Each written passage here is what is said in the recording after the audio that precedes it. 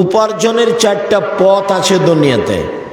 একটা পথ হলো দিন মজুরি, কামলা কিষান, সন্ধ্যার সময় টাকা শেষ। দুই হলো চাকরি, সাধারণত 25 দিনে টাকা শেষ হয়।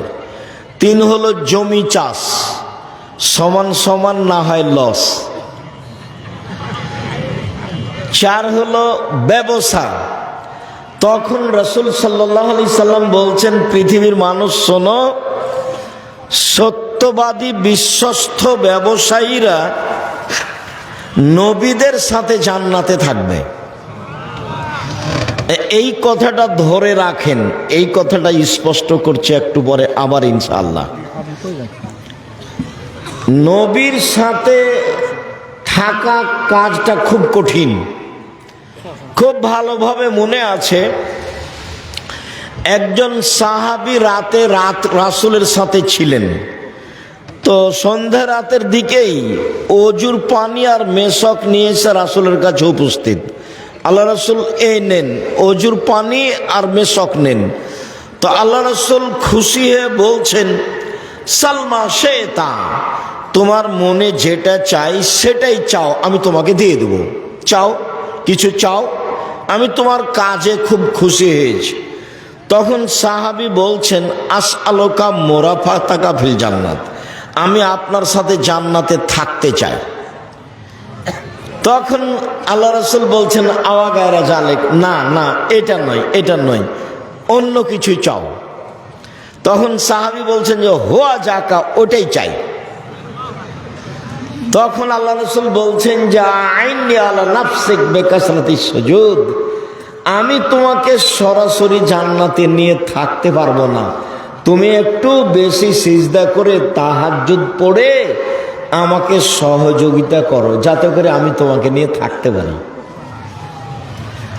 তুমি সহযোগিতা করো আমাকে। কে বলছেন এই কথা? পৃথিবীর সবচেয়ে বড় মানুষ, যিনি বিচারের মাঠে যা বলবেন সেটাই হবে। ইনি বলছেন যে তুমি আমাকে সাহায্য করো, আমি যে তোমাকে নিয়ে সাথে জান্নাতে থাকবো, তো তুমি আমাকে সাহায্য করো। কি করে সাহায্য করবা? তাহাজ্জুদ পড়ে। রাতে তাহাজ্জুদ পড়লে আমার সহযোগিতা করা হবে, তখন আমি তোমাকে জান্নাতের নিয়ে সাথে নিয়ে থাকতে পারবো।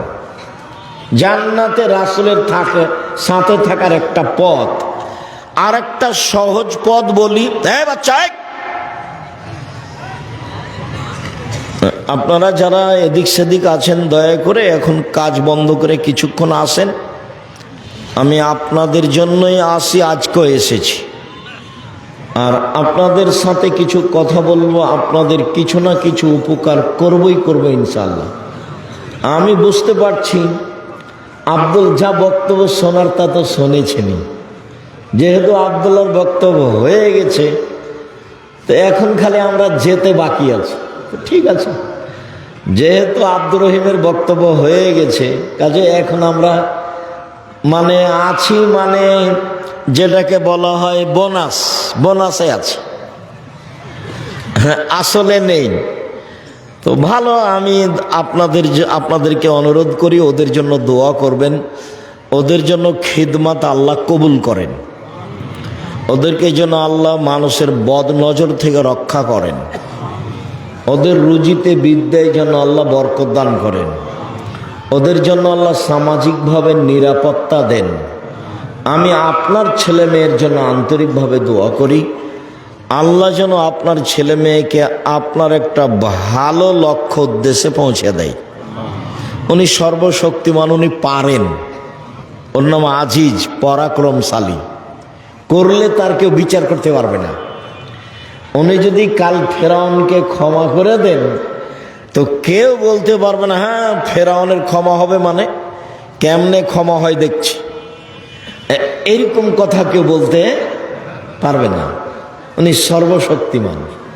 আপনার ছেলে মেয়েকে আল্লাহ আপনার ভালো লক্ষ্য উদ্দেশ্যে পৌঁছে দেয়, এটাও আমি আন্তরিকভাবে আপনার জন্য দোয়া করি। বলছিলাম যে সহজ একটা পথ আছে নবীর সাথে থাকার। একটা তো পথ আলোচনা হয়েছে, আর একটা হলো রাসূল সাল্লাল্লাহু আলাইহি ওয়াসাল্লাম বলছেন কেউ যদি দুইটা মেয়ের লালন পালন করে, দুইটা মেয়ের কেউ যদি লালন পালন করে, তো সেই পিতা নবীর সাথে জান্নাতে এইভাবে থাকবে। আঙ্গুল দুটি দেখেন জমা হয়ে আছে, মানে একসাথে থাকবেন। কেউ যদি দুইটা মেয়ের লালন পালন করে। আর একবার বলেছেন কেউ যদি এতিম লালন পালন করে, এতিম, তো নবীর সাথেও থাকতে পাবে জান্নাতে, তবে এরকম একটু ফাঁকা। আর দুইটা মেয়ের যদি লালন পালন হয় তাহলে এরকম। 10টা ছেলে লালন পালন করলে এক নেকি হবে, এ কথা আল্লাহর নবী বলেননি। তবে লালন পালন করবেন কেন? জন্ম দিয়েছেন এই জন্য, ছেলে আপনার, দায়িত্ব আপনার। তাহলে আমরা আপাতত আজকের মতো নবীর সাথে থাকার 1 নাম্বার একটা সুযোগ পেলাম, যে বিশ্বস্ত সত্যবাদী ব্যবসায়ী, সৎ ভালো ব্যবসা। কেন ব্যবসায়ী জান্নাতে যাবে, নবীর সাথে থাকবে, এইটা আমাদের মূল কথা। ইনশাআল্লাহ 2-1 মিনিট পরে আবার ফিরে আসছে। 2, তাহাজ্জুদ পড়লে নবীর সাথে থাকা যাবে, সুযোগ হবে। 3, নবীর সাথে একসাথে, এই ছেলে তোমাদের কাজে বন্ধু, তোমরা দাঁড়িয়ে আছো কেন? বসো, যাও, তোমাদের কাজ শেষে গেলে ওইদিকে গিয়ে বসো। যাও, তোমরা বসে আছো, উপরে বসে আছো কেন? যাও নিচে বসো, যাও ওখানে গিয়ে বসো।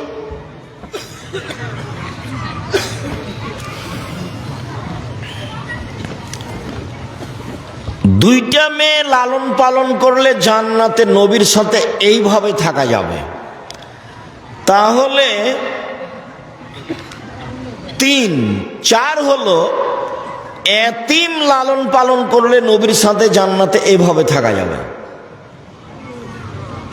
বুঝা যায় না? মানে একসাথে নয়, পাশাপাশি। তো আমরা দুইটা জায়গায় 2-1টা কথা বলি। তার প্রথম কথাটা বলি যে সত্যবাদী ব্যবসায়ী নবীদের সাথে জান্নাতে থাকবেন কেন, এইটার রহস্য কি। তো আরেকটা হাদিস পাশে শুনেন, আল্লাহ রাসূল বলছেন, দেখো, ইয়া মাশারাত তুজ্জার, হে ব্যবসায়ীরা শোনো, ইন্নাল বায়া ইয়াহজুরুল কিযব ওয়াল হালাফ, নিশ্চয় ব্যবসায় কিছু মিথ্যা কথা চলে আসে, কিছু কসম চলে আসে। ফাসুবহু বিসাদাকা, দান করে ওটা মিটিয়ে দাও। তার মানে ব্যবসার একটা বড় দিক হলো দান। এবার আবার ফিরে যাই, দিন মজুরি, কিষান কামলা, যা রুজি উপার্জন হয় তা সেই দিনই শেষ। যারা চাকরি করে সাধারণ পোস্ত 25 দিনে শেষ হয়, 5 দিন ধার কর্জ করে চলে। আর যারা জমি চাষ, তাদের লসে বা সমান সমান। তাহলে এরা কি ফকির মিসকিনকে দান করতে পারবে, সহযোগিতা করতে পারবে? করবে কি? নাই তো। মায়ে বলছে যে বেটা এই মাসে কিছু টাকা দিয়ে পাঠায়ো, বাড়িতে খুব প্রয়োজন। ঠিক আছে আম্মা, ইনশাল্লাহ চেষ্টা করব। তো এই মাসে এসে জিনিসের দাম বেড়ে গেছে, তো আহাল পরিবার নিয়ে ঢাকায় থাকে, মাসই তো যায়নি, এই মাসে আবার 20 দিনে টাকা শেষ হয়ে গেছে। তো মাকে টাকা কেমনে দিবে? বাপ মাকে টাকা দেওয়ার একটাই পথ, অসহায় মানুষকে সহযোগিতা করার একটাই পথ, সেটা হলো ব্যবসা। ব্যবসা করেই আপনি মানুষের সহযোগিতা করতে পারেন। যার কারণে আমি বলেছি চকলেটের ব্যবসা। আমি চকলেটের ব্যবসা করতে বলিনি, আমি চকলেটের ব্যবসা মানে বলেছি সবচেয়ে কম পয়সার ব্যবসা। যাতে করে লোন নেওয়া না লাগে। লোন নিলে, ঋণ নিলে, ব্যাংকের টাকা উঠালে আপনার জানাজাই হবে না। যাদের লোন থেকে গেছে, মরে গেছে, ওদের যারা জানাজা করেছে তারা ভুল করেছে, ওদের জানাজাই হবে না। শহীদ হয়ে গেলে সব পাপ ক্ষমা হয়, কিন্তু ঋণের টাকা ক্ষমা হয় না। আল্লাহর নবী সালাম ফিরার পূর্বে, প্রত্যেক সলাতে সালাম ফিরার পূর্বে একটা দোয়া পড়তেন, যার নাম দোয়ায়ে মাসুরা। তার শেষ অংশ, তার শেষ অংশের শেষে আছে আল্লাহুম্মা ইন্নী আউযু বিকা মিনাল মা'সিয়াম ওয়াল মাগরাম। আল্লাহ, তোমার কাছে বাঁচতে চাই বড় পাপ হতে, তোমার কাছে বাঁচতে চাই ঋণ কর্জ হতে, তোমার কাছে বাঁচতে চাই বড় পাপ হতে, তোমার কাছে বাঁচতে চাই ঋণ কর্জ হতে। আল্লাহর নবী দিন রাত একথা বলতেন। সেখানে আপনি ব্যাংক থেকে কোটি কোটি টাকা উঠিয়ে ব্যবসা করতে গেলেন কেন? কে এই বুদ্ধি দিল? ভুল হিসাব। বলছিলাম, ব্যবসায় একটা পথ, আপনি অসহায় মানুষকে সহযোগিতা করতে পারেন। আর আপনি ব্যবসা করবেন এই জন্য যে আমি অসহায় মানুষের পাশে দাঁড়ানোর জন্য ব্যবসা করছি, সরকারকে উঠাবো আর বসাবো সেই জন্য নয়। আমি ব্যবসা করছি জান্নাত কিনে নেওয়ার জন্য। আমি জান্নাত আসলে পেতে চাচ্ছি না, আমি জান্নাত কিনতে চাচ্ছি, এই জন্য ব্যবসা করব। ব্যবসা করলে আমার জান্নাত কেনার পথ সহজ, বাকি উপার্জনের পথ দিয়ে জান্নাত কিনা সহজ নয়। এই জন্য আল্লাহ রাসূল বললেন যে সত্যবাদী ব্যবসায়ীরা কার সাথে থাকবে?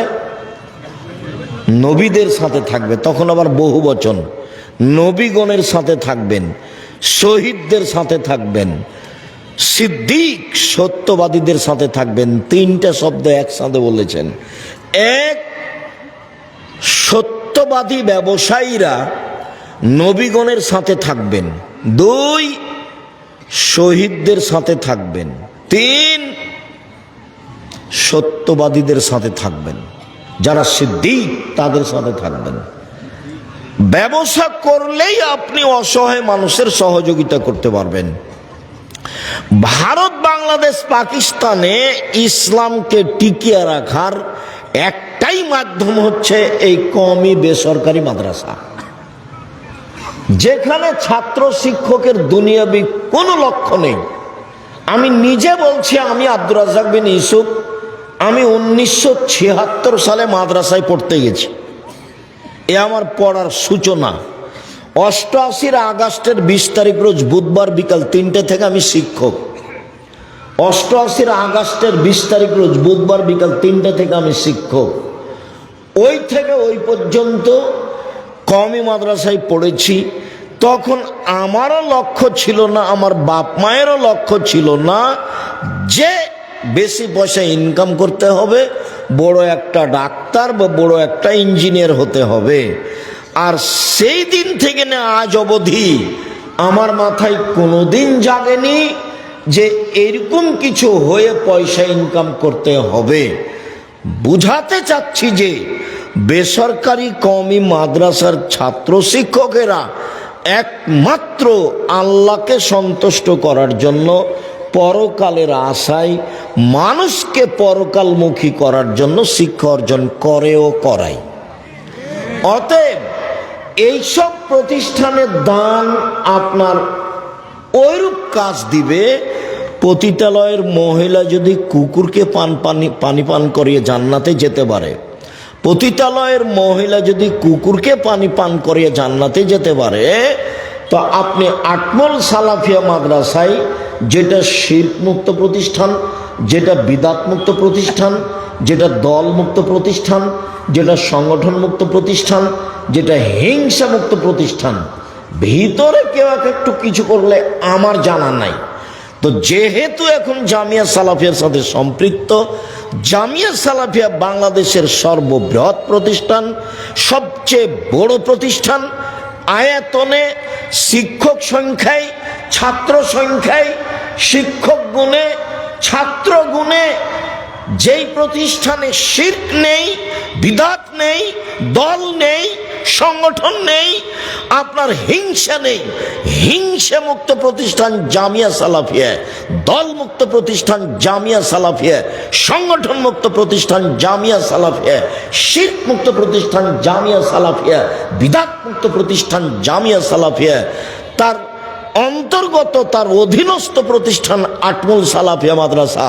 যদিও আমি তার সূচনা থেকেই আজও আছি, যেটুকু ত্রুটি দেখেছেন সেটা মানুষের বুঝে ভুল, সেটা ভিন্ন কথা। অতএব আমি মনে করি একমাত্র আল্লাহকে সন্তুষ্ট করার আশায়, জান্নাত পাওয়ার আশায়, জান্নাত কিনার আশায় নির্দ্বিধায় আপনি আটমুল সালাফিয়া মাদ্রাসায় দান করবেন, এটা আমার ঐকান্তিক কামনা। আমি শুনলাম সভাপতির মুখে যে এখন প্রায় 20 লক্ষ ঋণ হয়েছে কাজবাজগুলি করতে। ঋণ তো আর কেউ একজন পরিশোধ করতে পারবে না, আপনাদেরকে সবাইকে মিলেই এটার ব্যবস্থা করতে হবে। করতে পারবেন, অবশ্যই পারবেন, সবাই মিলে চাইলে এটা সহজ। যদিও আব্দুল্লাহ কথা বলাকালীন কিছু আপনারা সহযোগিতা করেছেন, আমি আবারও ছেলেদেরকে বলছি তোমরা যাও, আমিও আপনাদের সাথে অংশগ্রহণ করছি। যারা মহিলারা আছো তোমরা একটু দেখো, আমার দিনী বোনেরা যারা আছেন আপনারা সবাই দানে অংশগ্রহণ করবেন। বৈঠকি দানে কেউ বিরত থাকবেন না। আমি সবকেই বৈঠকি দানে অংশগ্রহণ করার জন্য অনুরোধ জানাচ্ছি। আর আমি এখানে যারা আছো আমি তাদেরকে বৈঠকি দানে আমিও নিজে অংশগ্রহণ করছি। যারা বৈঠকে আছেন উপরে সবাই অংশগ্রহণ করবেন। নিজের কাছে যদি না থাকে তো আপনি কারো কাছে 50 টাকা, 20 টাকা, 10 টাকা নিয়ে অংশগ্রহণ করবেন। আমি আপনার সাথে গুরুত্বপূর্ণ কথা বলতে যাচ্ছি। গুরুত্বপূর্ণ কথার একটা অংশ রেখেছি যে দুইজন মেয়ে লালন পালন করলে পিতা জান্নাতে এইভাবে থাকবে, এইটার রহস্য কি? এইটুকু বলার পরে আমরা একটা গুরুত্বপূর্ণ অংশ আংশিকভাবে বলবো ইনশাআল্লাহ। আমি আমাদের ছেলেদেরকে বলছি তোমরা মাঠে যাও, কেউ বিরত থাকবেন না, না থাকলে অল্প 20 টাকা, 10 টাকা, এছাড়া 200 টাকা, 500 টাকা, 50 টাকা, 1000 টাকা অবশ্যই অংশগ্রহণ করবেন। আমাদের মেয়েরা যারা আছো তোমরাও যাও, আমার দিনী বোনেরা যারা আছেন। জাহান্নাম থেকে বাঁচার পথ হচ্ছে দান। তখন আল্লাহ রসুল বললেন একটা খেজুরের ওই মূল অংশের নিচে যে আটি বীজটার উপরে সাদা অংশটা থাকে, যেটা একেবারেই সামান্য, এই পরিমাণ হলেও দান করে তোমরা জাযাকুমুল্লাহ খান। এই বৈঠকে সবাই অংশগ্রহণ করবেন। মানে জি, যদি ভুলে কারোর কাছে পকেটে না থাকে এরকম হয় তো আশেপাশে কারোর কাছে নিয়ে অংশগ্রহণ করবেন। আর যেটুকু দান করব সেটুকু পূর্ণ হবে, যেটুকু দান করব না সেটুকু ক্ষতি হয়ে যাবে। ও হবেই, আমি বুঝতে পারি আর না পারি, ক্ষতি হবেই। রাসূল সাল্লাল্লাহু আলাইহি সাল্লাম বলেছেন ক্ষতি হবে, অতএব ক্ষতি হবে। এই ছেলে তোমরা বসো, যারা শুধু আদায়ে যাচ্ছে তারা মাঠে থাকবে, চলাচলে আপনারা একটু বসেন, কেউ কাজ দেখাবেন না। সম্মানিত দিনী ভাই বোন, একটু আমার দিকে লক্ষ্য করেন তো। আল্লাহর নবী বললেন যে 2টা মেয়েকে লালন পালন করলে পিতা জান্নাতে এভাবে থাকবেন। তো কথা তো অনেক বড়, মানে নবীর সাথে থাকার ব্যাপারে 2টা মেয়ের লালন পালনের যত সুবিধা, এত সুবিধা ব্যবসাতেও নয়, এত সুবিধা এতিম পালনেও নয়, এত সুবিধা তাহাজ্জুদ পড়লেও নয়। কেন? তাহাজ্জুদ পড়লে একসাথে থাকা যাবে, ব্যবসা করলে একসাথে থাকা যাবে, সত্যবাদী ব্যবসায়ী। আবার এতিম লালন পালন করলে একসাথে থাকা যাবে। তো পাশাপাশি একেবারে জমা লেগে পাশাপাশি এইভাবে থাকার সুযোগ হবে কি? এইভাবে নয়, এইভাবে শুধু মেয়ে লালন পালন করলে, তো কিভাবে মেয়ে লালন পালন করলে এটা হবে, এইটা আমরা 1 মিনিট বলি এখানে, যাতে করে আমাদের কাছে স্পষ্ট হয়ে যায়। 1, আল্লাহ মাহা মেয়েকে বিদ্যা শিখিয়ে দিল। 2, আদ্দাবাহা মেয়েকে শিষ্টাচার শিখিয়ে দিল। 3, আহসানা এলাইহিন্না মেয়ের সাথে ভালো আচরণ করলো। 4, অজাওয়াজাহুন্না তার বিবাহের ব্যবস্থা করে দিল। 4টা গুণ। 1, বিদ্যা শিখিয়ে দিল। 2, শিষ্টাচার শিখিয়ে দিল। 3, ভালো আচরণ করলো। 4, বিবাহ শাদীর ব্যবস্থা করে দিল। এই ছেলে, কে মোটরসাইকেল স্টার্ট দিল তোমরা দেখলে না? এখান থেকে মোটরসাইকেলটা স্টার্ট দিয়ে চলে যায় কিভাবে? তোমরা কি করো এখানে? বাহিরে নিয়ে যে মোটর যে স্টার্ট দিতে হবে, একটা অনুভূতি থাকতে হবে। সম্মানিত দিনী ভাই বোন, আমি আর আপনি ক্ষতিগ্রস্ত হয়েছি এখানে। বিদ্যা শিখিয়ে দিল বটে, কিন্তু শিষ্টাচার শিখাতে পেরেছে কি? নখে নেইল পালিশ আছে, এইটা কি শিষ্টাচার হলো? নখটা বড় আছে, এইটা কি শিষ্টাচার হলো? ভুরু তুলে চিকন করা আছে, এইটা কি শিষ্টাচার হলো?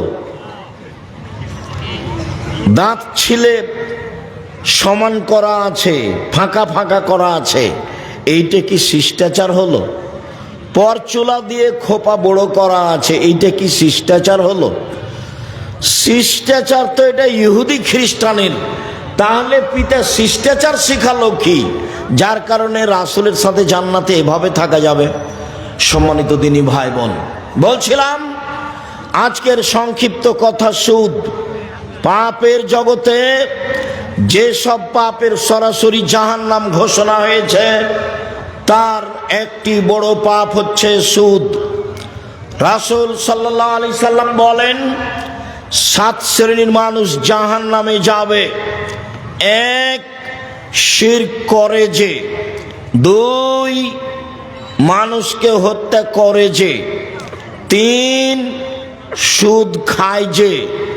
4, এতিমের সম্পদ খায় যে।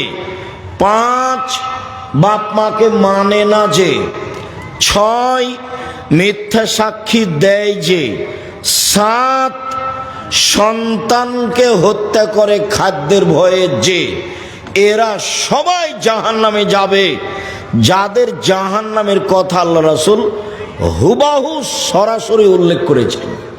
সম্মানিত দিনী ভাই বোন, পাপের জগতে যেগুলো সবচেয়ে বড় পাপ সিরিয়াল রয়েছে, তার একটি বড় পাপ হলো সুদ। উল্লেখ্য যে সুদের জন্য যে